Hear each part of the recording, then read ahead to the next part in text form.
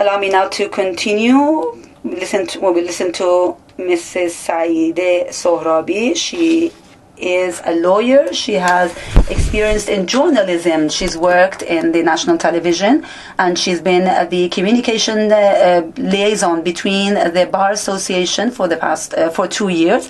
She will be talking about the importance of independence in the judiciary system in Iran.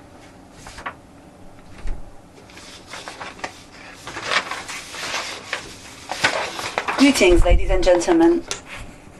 One of the challenges of our humanity today, and when we talk about human rights arena, is the defense or the right to defend those who are victims or those who have been in an unfair, unjustly way accused of committing a crime. From the old days, they said that justice has two wings. One wing belongs to a judge and the other one to the lawyer. And this angel of justice that we are all looking for, without these two wings, is not able to have its balance and to soar its wings and to fly. And I would like to say this example just to talk about the importance of these two pillars, meaning the judge, and we can say that some people, they say that some people say that the independence of lawyers is something that is not necessary. We we're not against monitoring if it's in the framework of the law. And now I'd like to talk to you about the creation and establishment of the first Bar Association in Iran, and after that I will talk about the need for the independence and the need for immunity in this profession. In first Bar Association was established in 1921, and at 1931 we've had a bar association that was in a semi-official way established with the approval of the law, at the advocacy of law. They have managed to make the lawyers part of the judiciary, and this in itself is against the main and the most important principle of the independence of advocacy. And why? Because lawyers are prosecuted. Prime Minister Mossadegh, who was also a law graduate, in 1941 he suggested that lawyers should be independent, and at the end the Independence Declaration in 1933 was approved by the executive power, and this was the first step that ensured the freedom, the independence of the lawyers, and giving importance to the law of defense and advocacy.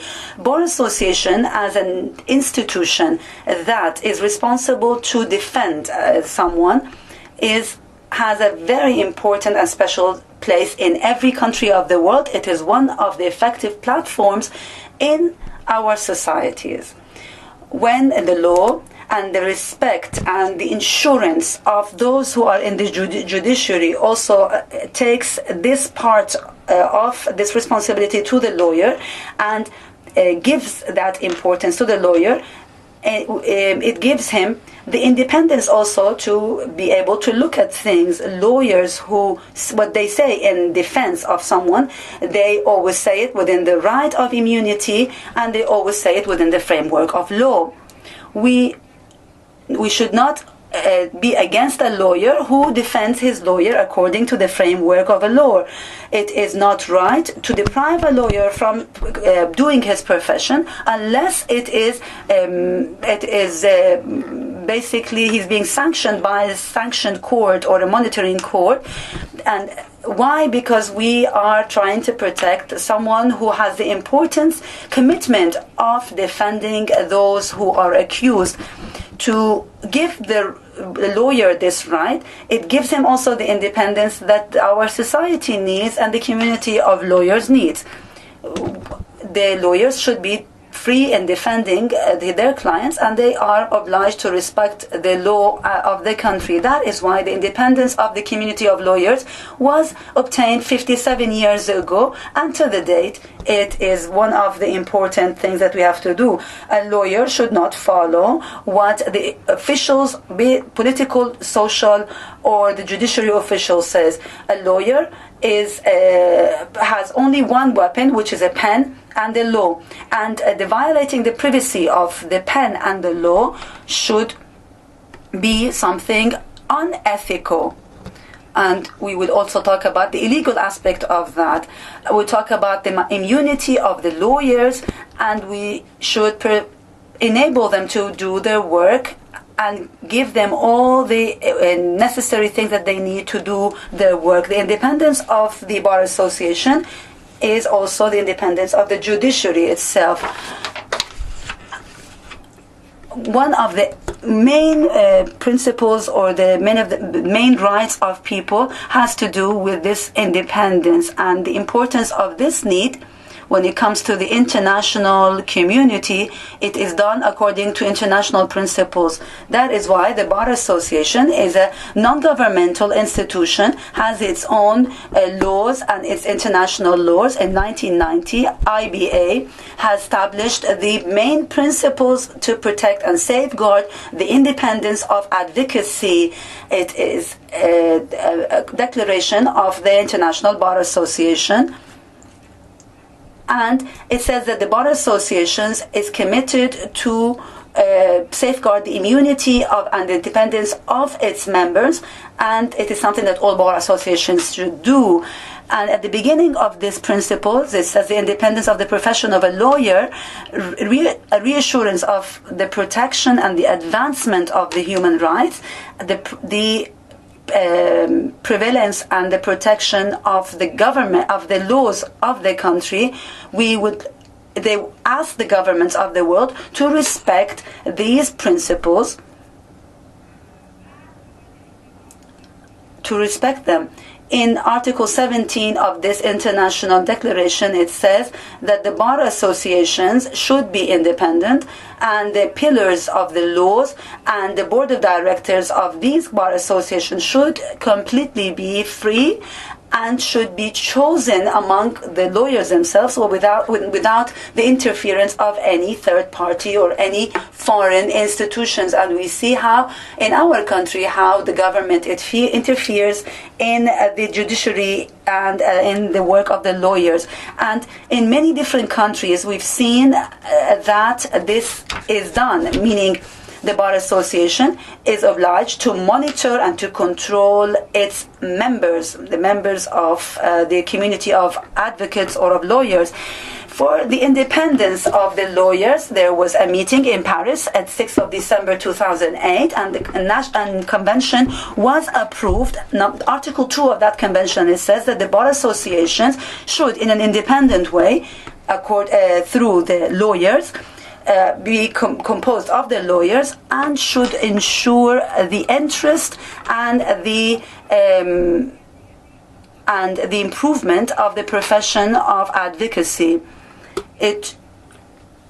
We should know that to protect the position, the conscience, being impartial, and treat all the citizens in an equal way means it translates itself in defending their rights, and it requires the lawyers to be independent and to have their rights protected.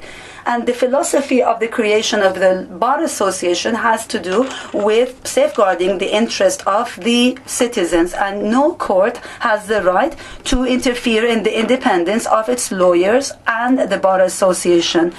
But in practice, we have seen that this does take place in Iran. And the wrong doings that was done by the high officials of the government in the past years, among those was the preparation of a so-known document of the complete advocacy law, is one of the things that has stopped this independence in the country. Why? Because many lawyers and judges should report back to a government office, and everything that they do is under the monitoring of the judiciary. And very soon we will see that the result of this will actually has its bad effect on people, because the independence of a lawyer it means that there will be a correct procedure in court. And this is one of the main rights, one of the rights of the constitution of our country, and we can see it in the other laws of our country. We see that in our reports, especially after the controversial elections of 2009, we've seen that prisons, threatenings, and all sorts of unfair procedures have taken place to put pressure on journalists and also on lawyers who very bravely have taken on cases and have defended those who are in search of freedom and were prosecuted and suffered threats. And we see that how this is still continues on. People who have take on the defense of those who are innocent and people, lawyers who basically respect their profession, are under difficult and severe conditions. We can see people who are now accused because they have taken on cases of political prisoners, and sometimes the government goes after people like Mr. Abdul Fattah Soltani, who was about to go and get his prize, a human rights prize. They actually they accuse him that he has taken forbidden money. Lawyers who have been, like Mr. Mohammed Saifzadeh, who has been accused that they have threatened the national security.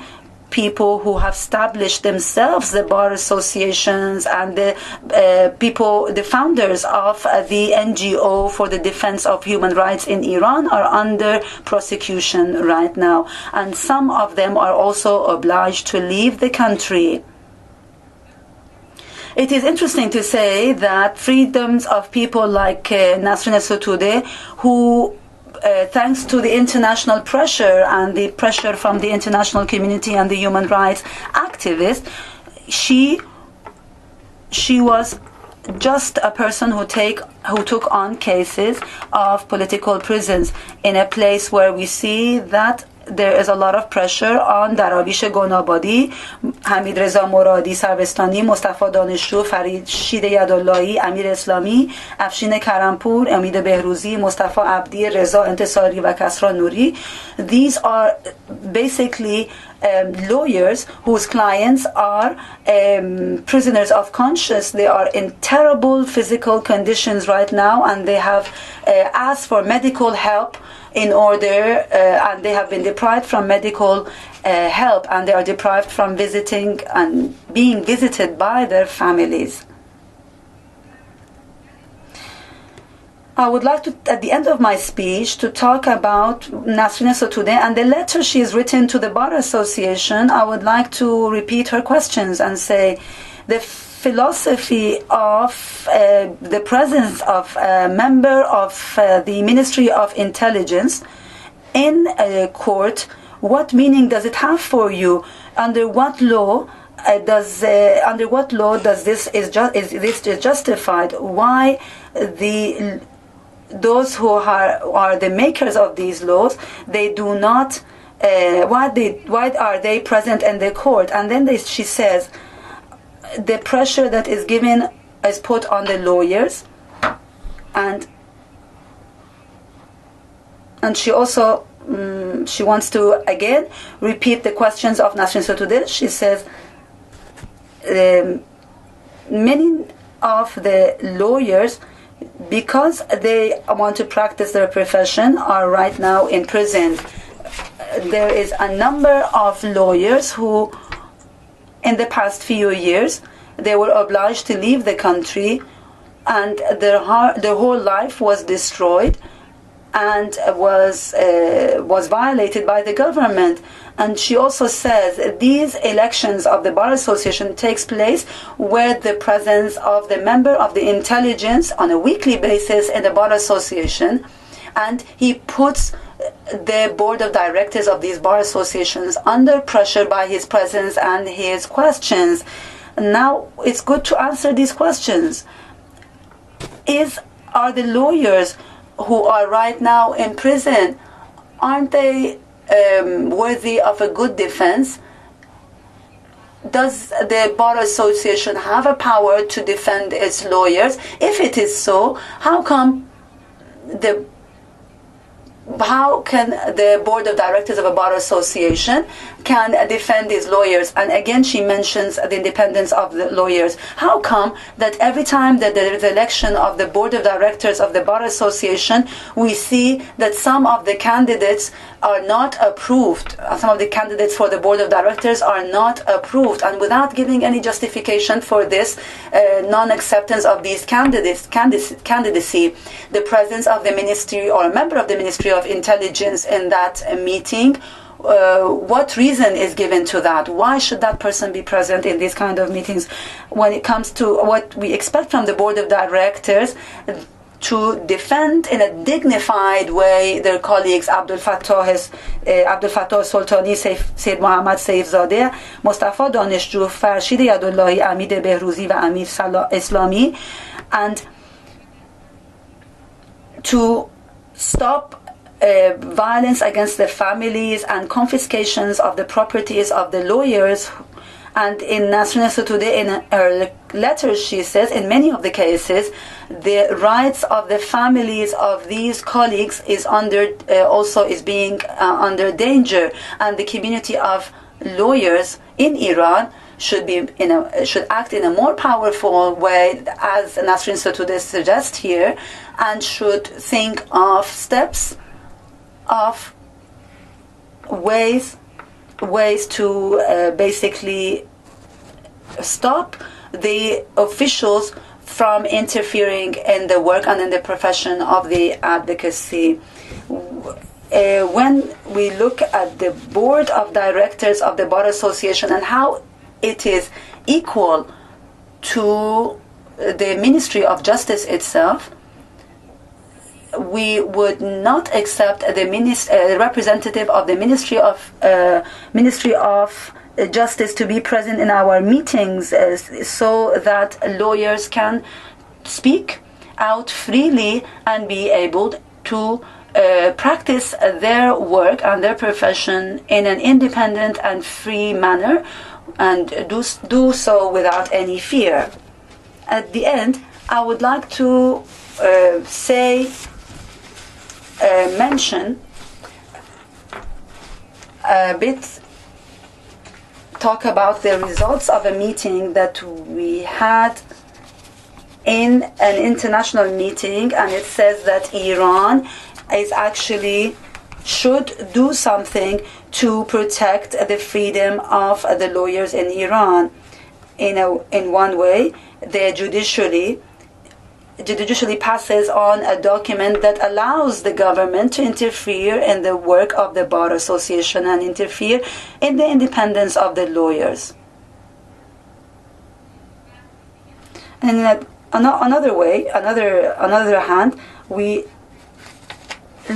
have to protect the lawyers from the interference of the government. Some of the lawyers are actually being deprived from continuing with being suspended as professors of the university. Some lawyers are not allowed to participate in the elections of the board of directors of the bar associations, and some of them are their licenses taken away from them as a sanction to the cases they're taken on. There is no doubt that this way of treating the lawyers shows a violent image of a regime that wants to violate the rights of its people. A lawyer that answers or it depends on the government has no right to defend the rights of the people, and they has no right when it comes to what the procedures in a court and its confidentiality. At the end of my speech, I would like to say that I hope that in these activisms, these meetings and these gatherings should help us to protect the bar associations and the independence of the lawyers in their profession and as citizens of the country. And thank you for listening to me.